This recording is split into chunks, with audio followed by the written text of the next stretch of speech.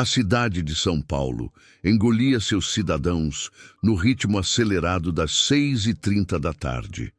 Era o momento em que o sol se espremia entre os arranha-céus da Avenida Paulista e os trabalhadores se apressavam para a volta para casa.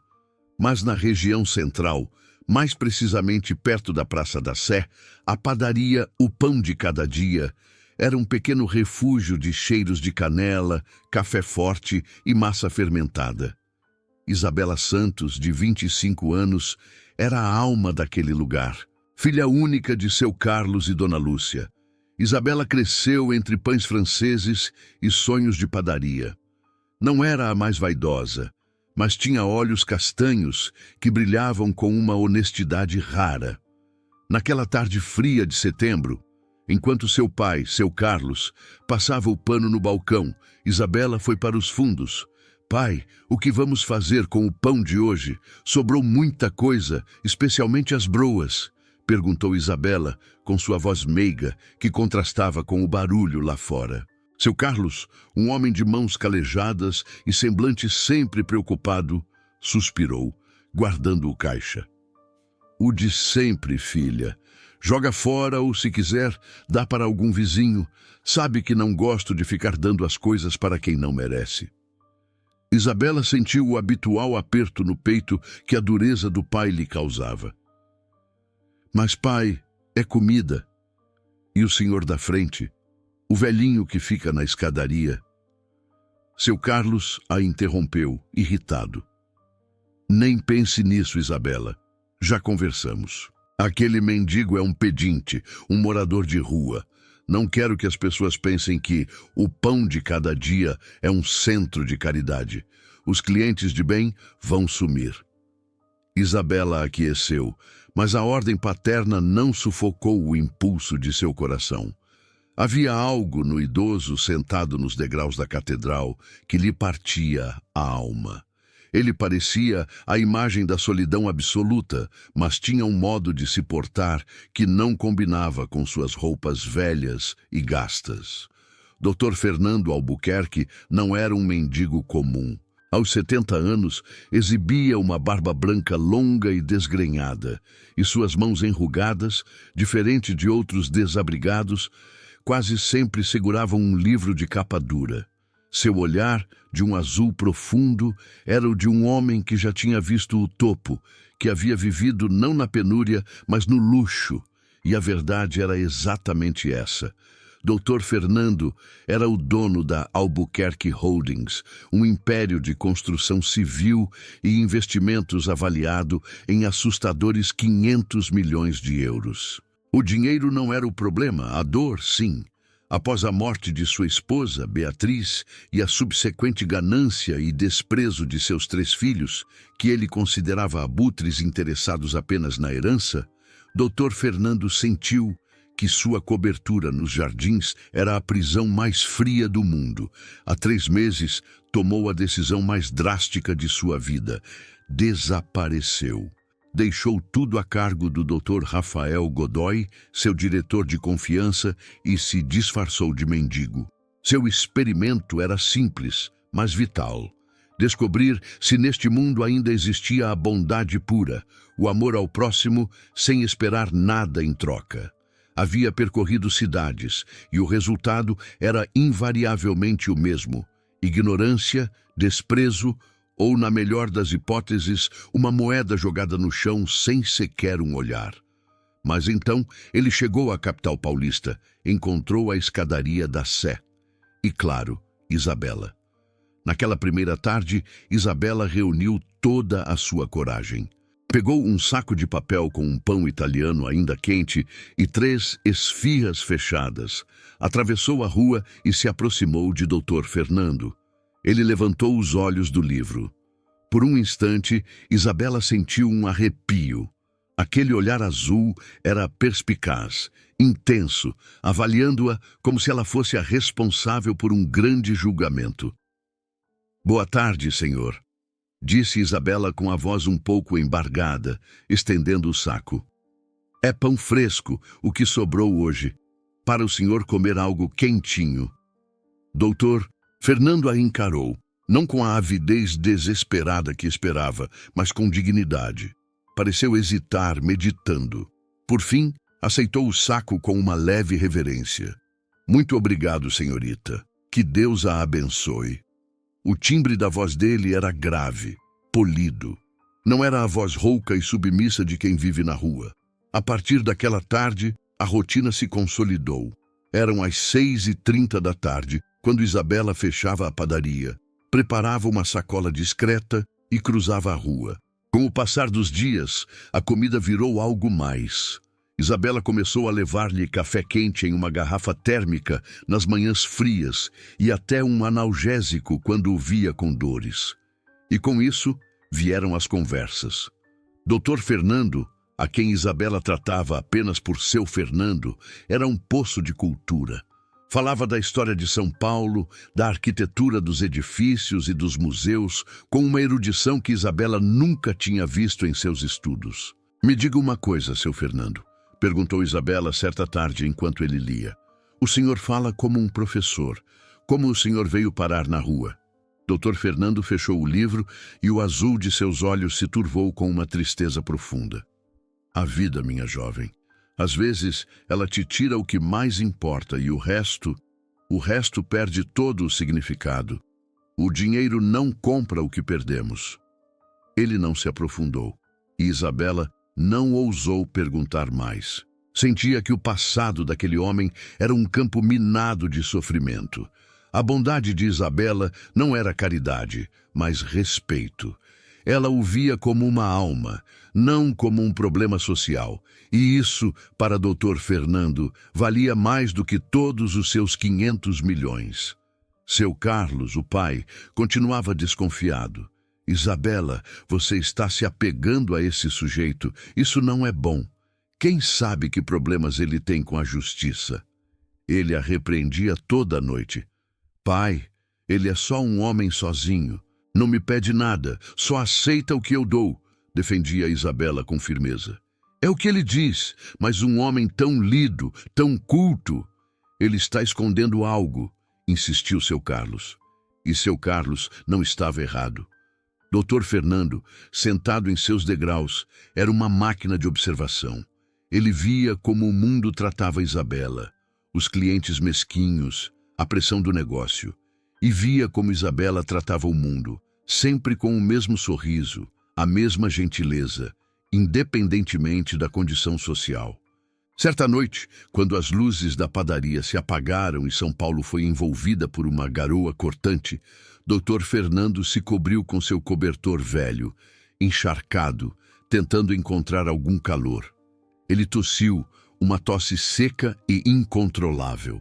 De repente, ouviu a porta de O Pão de Cada Dia ser aberta novamente.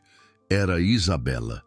Ela estava discutindo em voz baixa com seu Carlos, que se preparava para baixar a pesada grade metálica do negócio. Filha, vamos logo. Está chovendo muito, você vai gripar, disse seu Carlos. Espera, pai. Seu Fernando está todo molhado. Eu preciso levar um dos cobertores velhos. Ele vai ficar doente, implorou Isabela. E Dr. Fernando ouviu o som de um zíper se abrindo. Não, Isabela. Eu disse para você não se envolver mais. Já chega de pão e café.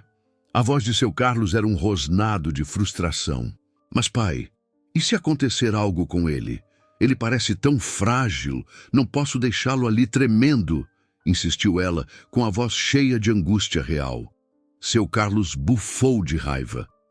Dr. Fernando ouviu o barulho dos passos rápidos de Isabela e, em seguida, o contato suave de um cobertor seco sendo jogado sobre ele.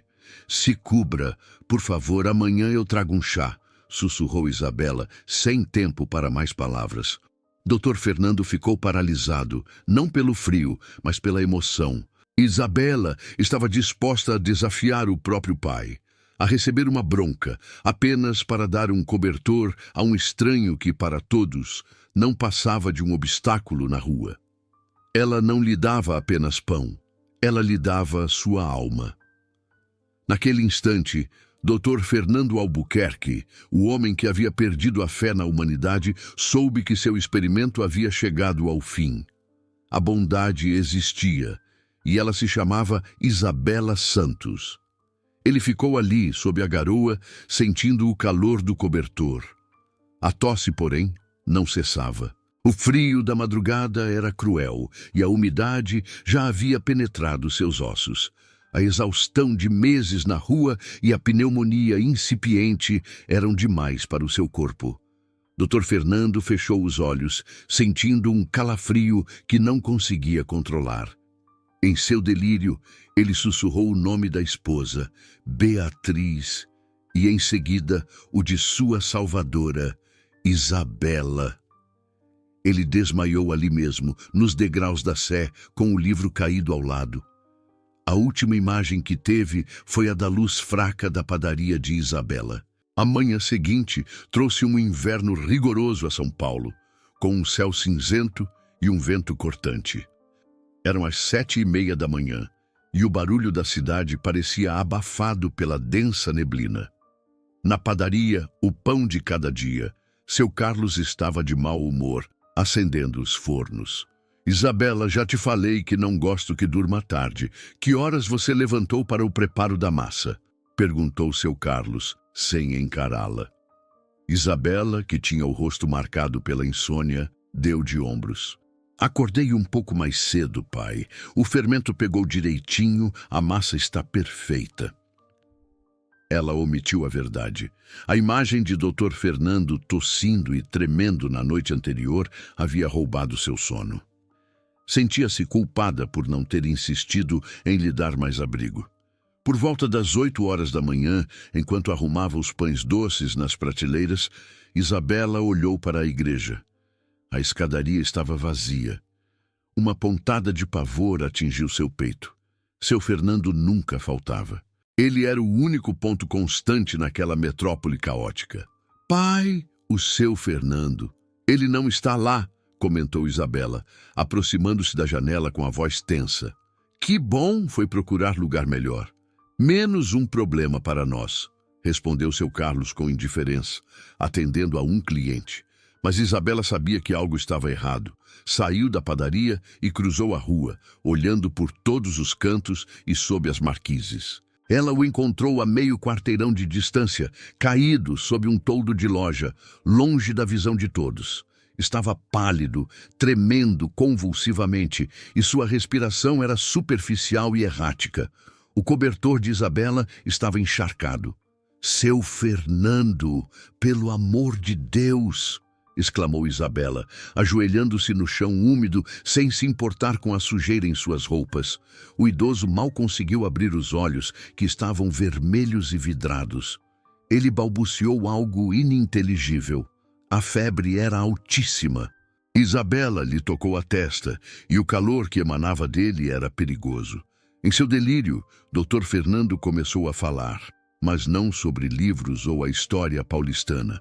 Ele falava sobre negócios. Beatriz, avise Luciana e Marcelo que a cláusula é inegociável. 50 milhões de euros, Rafael. Tem que fechar o negócio antes de dezembro, custe o que custar. Isabela paralisou. 50 milhões? Rafael, contratos? O que aquele homem estava dizendo? Ela tentou se convencer de que era o delírio da febre, os devaneios de alguém que sonha com a vida que não teve.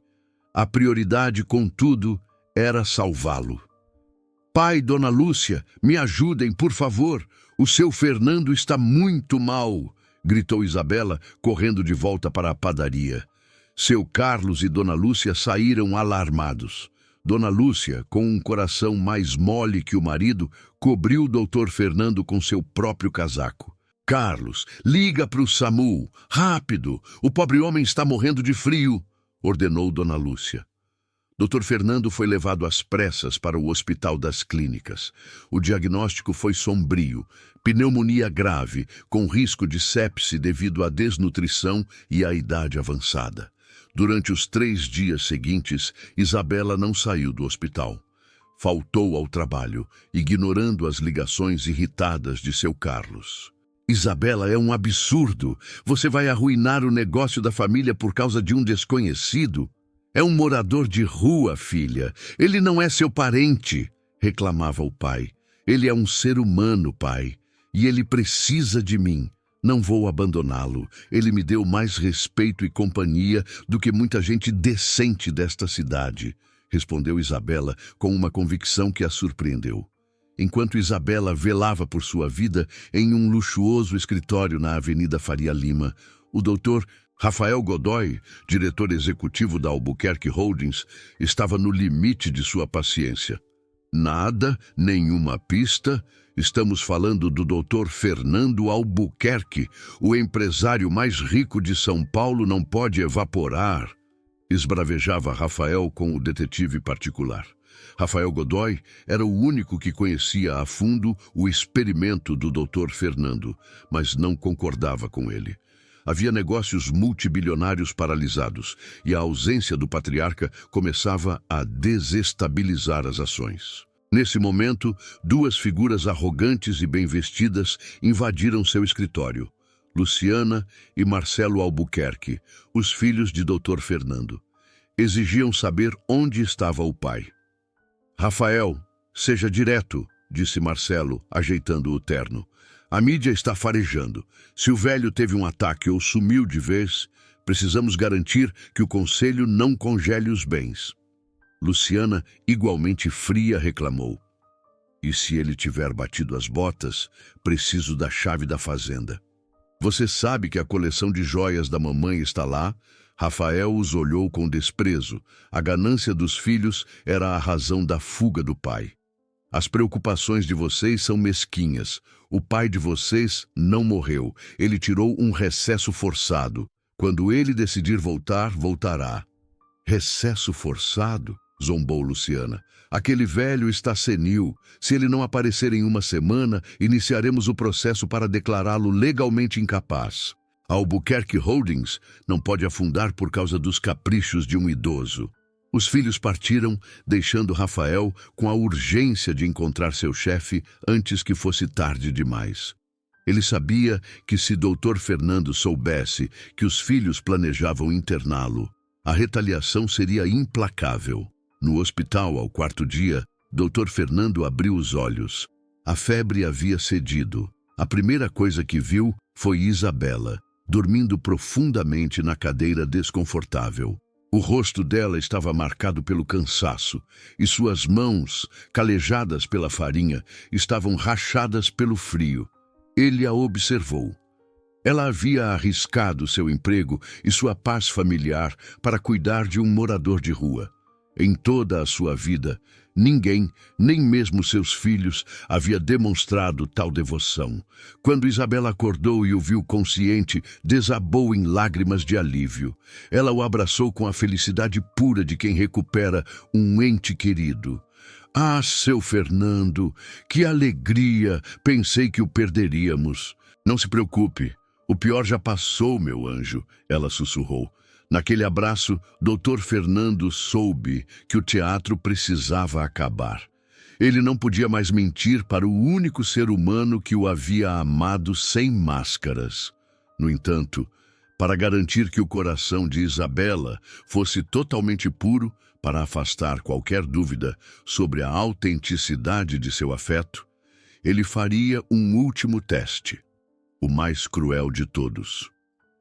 No dia seguinte, ao receber alta, doutor, Fernando sentou-se na beira da cama e segurou as mãos de Isabela.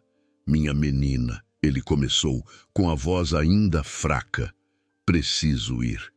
Enquanto estava aqui, recebi um contato, uma oportunidade de trabalho longe, no exterior. Tenho que viajar hoje mesmo.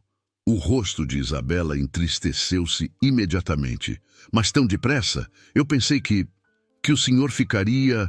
Não posso, Isabela. Tenho que agarrar esta chance. Talvez seja a última.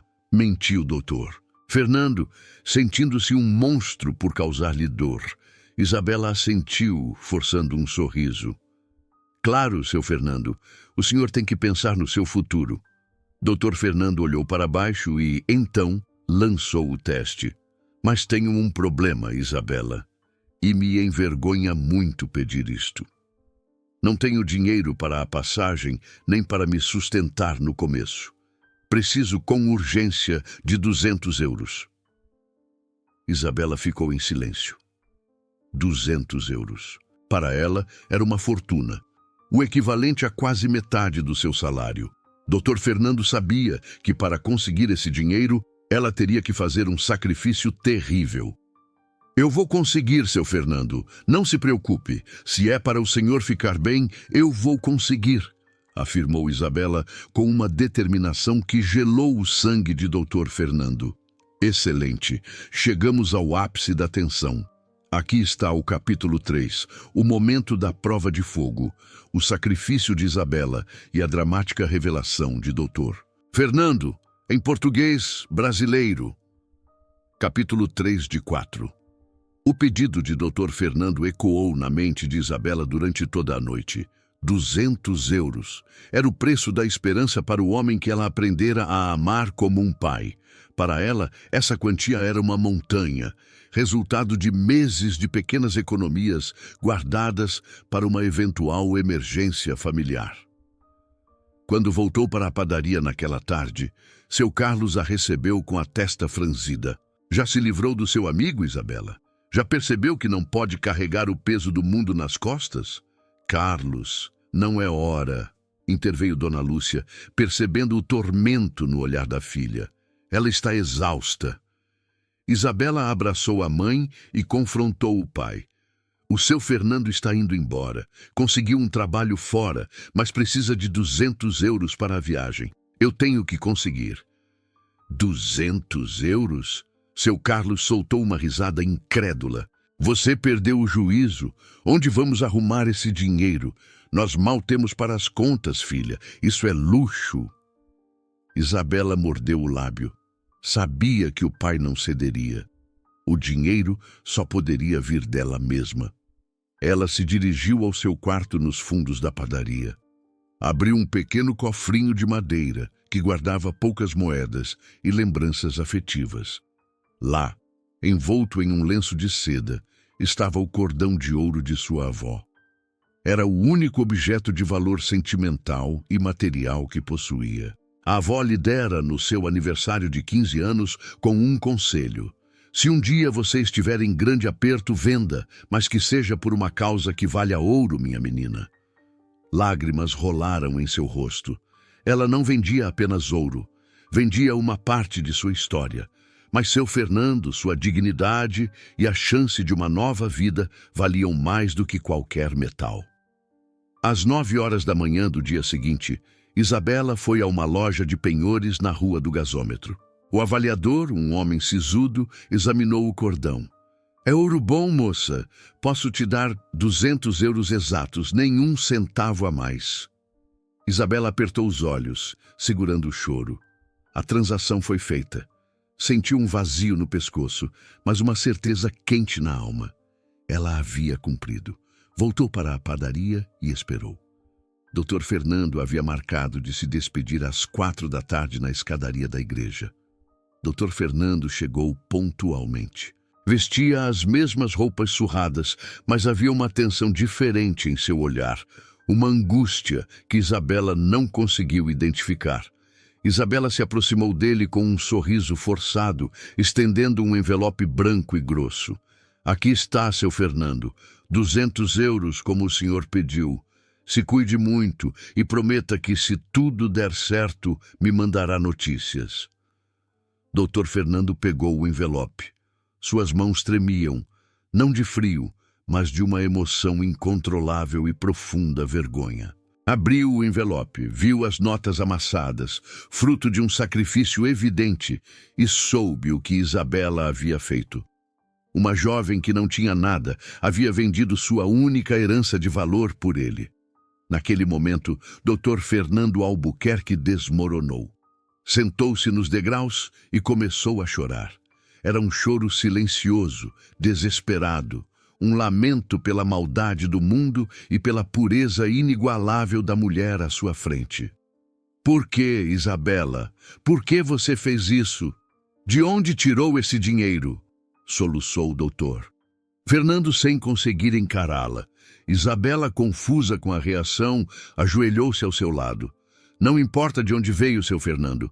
O importante é que o senhor tem. O senhor é uma pessoa boa e pessoas boas merecem uma segunda chance. Dr. Fernando levantou os olhos. Seu rosto, marcado pelas lágrimas e a sujeira, refletia a dor. Ele sabia que havia ido longe demais, mas também sabia que havia encontrado o que procurava. A alma mais nobre de São Paulo. Ele segurou as mãos de Isabela, indicando que o jogo havia acabado. Isabela, ele disse com a voz clara e firme, você não me conhece. Isabela franziu a testa. Como não? Conheço-o há 3 meses, cuidei do senhor. Você me conhece como seu Fernando, o morador de rua. Mas esse homem não existe. Ele é uma mentira, uma farsa que criei para provar uma hipótese. Doutor, Fernando enfiou a mão na mochila velha e tirou não o livro, mas um smartphone de última geração, caríssimo, que destoava brutalmente de suas roupas. Ele discou um número. Rafael, sou eu, Fernando. Sim, Fernando Albuquerque. Deixei de ser mendigo há 5 minutos. Preciso de você aqui amanhã, às 10 horas da manhã, em frente ao O Pão de Cada Dia. E traga o doutor Branco, o advogado, com todos os documentos da Albuquerque Holdings. É urgente. Ele colocou no viva voz e a voz do outro lado, grave e profissional, estava repleta de alívio e pânico. Doutor Fernando, pelo amor de Deus, estávamos procurando o senhor há 3 meses. A empresa está à beira do colapso sem suas decisões. Onde o senhor está? Estou bem, Rafael. Amanhã eu explico. Apenas venha e que ninguém mais saiba onde estou. É vital. Isabela estava branca como a farinha da padaria. Ela pensou que a febre tinha voltado, que seu amigo havia enlouquecido. Seu rosto passou da compaixão à descrença absoluta. Seu Fernando, o que o senhor está fazendo? Que piada de mau gosto é essa? O idoso se levantou com uma agilidade surpreendente. Não, minha menina. Esta é a verdade. Eu não sou um mendigo. Eu sou o Dr. Fernando Albuquerque, o dono da Albuquerque Holdings, o homem mais rico desta cidade com uma fortuna de 500 milhões de euros. Isabela começou a rir, uma risada histérica e quebrada. O senhor é muito engraçado. 500 milhões. O que o senhor não inventa? Eu não invento, Isabela. É a minha triste realidade. Beatriz morreu, meus filhos me abandonaram e eu me disfarcei para encontrar uma única alma neste mundo capaz de me amar sem interesse. E essa pessoa foi você. O rosto de Isabela se contorceu em mágoa e confusão. Sentia-se profundamente ferida. O senhor mentiu para mim, zombou de mim, fez-me vender o cordão de minha avó. Por causa de um teste? Doutor, Fernando se ajoelhou pela primeira vez na vida, ajoelhando-se perante alguém que não fosse sua falecida esposa. Do bolso, ele tirou uma pequena caixa de veludo. Dentro estava o cordão de ouro de Isabela. Ele brilhava sob a luz do entardecer. Eu o comprei de volta esta manhã, Isabela. Paguei o triplo ao penhorista. Não é pelo valor monetário. É porque você foi capaz de sacrificar o que tinha de mais precioso por um estranho. Isso não tem preço. Isabela pegou o cordão, sentindo o metal frio. A dor da traição e da humilhação superava o valor da joia. O senhor não tinha o direito, doutor Fernando. Não tinha o direito de brincar com a minha bondade. Eu sei, Isabela, e peço perdão. Mas eu precisava ter certeza. E agora tenho. Você é o único ser humano que me olhou nos olhos em 70 anos. É a única pessoa em quem posso confiar. Dr. Fernando se levantou, sua postura retomando a imponência do magnata. Eu não sou o mendigo que você conheceu, mas sou o homem que você cuidou, solitário, ferido e buscando uma família. E minha decisão após esta prova é irrevogável. Ele respirou fundo, a voz grave e determinada. Quero que saiba que amanhã, quando meus advogados e meu diretor chegarem, você verá toda a verdade. Mas antes, quero lhe fazer a pergunta mais importante da minha vida. Ele olhou nos olhos assustados de Isabela, que ainda segurava o cordão e o envelope vazio. Isabela Santos, Quero adotá-la como minha filha legal. Quero deixar-lhe todo o meu legado. Não é uma dívida, é o meu testamento do coração. A noite que se seguiu à revelação foi de intensa reflexão para Isabela. A incredulidade se digladiava com a dor da traição, mas também com a clareza da solidão de Dr. Fernando. Seus pais, seu Carlos e Dona Lúcia, estavam em estado de choque. Filha, ele é um bilionário, um mendigo bilionário. Isso não faz sentido, balbuciou seu Carlos, incapaz de dormir. Faz sentido, pai. Ele estava procurando algo que o dinheiro dele não comprava, respondeu Isabela, olhando para o cordão de ouro que agora repousava seguro. A manhã chegou com a promessa de um dia decisivo. Às 10 horas em ponto, 3 carros executivos blindados pararam em frente ao O Pão de Cada Dia. Desceram o Dr. Rafael Godoy, o diretor da Albuquerque Holdings, e o Dr. Branco, um advogado frio e calculista com uma maleta preta. Eles entraram na padaria e o cheiro de pão foi imediatamente ofuscado pela presença de tanto poder corporativo. Dr. Fernando, agora barbeado e vestindo um terno de lã cinza que lhe devolvia a aura de magnata, cumprimentou seus pais com um aperto de mão respeitoso. Dr. Fernando, o senhor nos deu um susto de morte, disse Dr. Rafael, visivelmente aliviado. Eu precisava de clareza, Rafael, e consegui. Apresento-lhe Isabela Santos, minha futura filha, e a família dela, seu Carlos e Dona Lúcia. O Dr. Branco abriu a maleta e colocou os documentos sobre o balcão onde Isabela pesava o pão. Eram papéis de adoção legal de adulto e a minuta de um fundo fiduciário avultado. Senhorita Santos, disse o advogado com a voz grave, seu pai, Dr. Fernando Albuquerque, estabeleceu um fundo fiduciário irrevogável de 10 milhões de euros em seu nome. Isso é um presente inicial. Independentemente de sua decisão sobre a adoção, este valor já é legalmente seu. Dona Lúcia chorou e seu Carlos cambaleou. 10 milhões de euros. Era uma cifra que mal cabia na imaginação de quem vivia do trabalho duro diário. Mas por que a minha filha? Por que toda essa loucura, doutor? Gaguejou seu Carlos, protegendo Isabela. Dr. Fernando sentou-se. Seu Carlos, seus filhos, Luciana e Marcelo, só me procuravam para me depenar. Esta menina, contudo, arriscou sua reputação e seu sossego para me dar um cobertor. Ela se expôs à sua raiva para me cuidar no hospital. E ela vendeu a única herança que possuía para me dar uma segunda chance. Ele olhou para Isabela com uma sinceridade que quebrava o coração. Ela me deu mais carinho e dignidade em 3 meses do que minha própria família em 70 anos. Ela é a única que merece meu sobrenome e meu legado. Não estou tentando comprá-la. Estou apenas reconhecendo a única pessoa que se importou com quem eu sou, e não com o que eu tenho.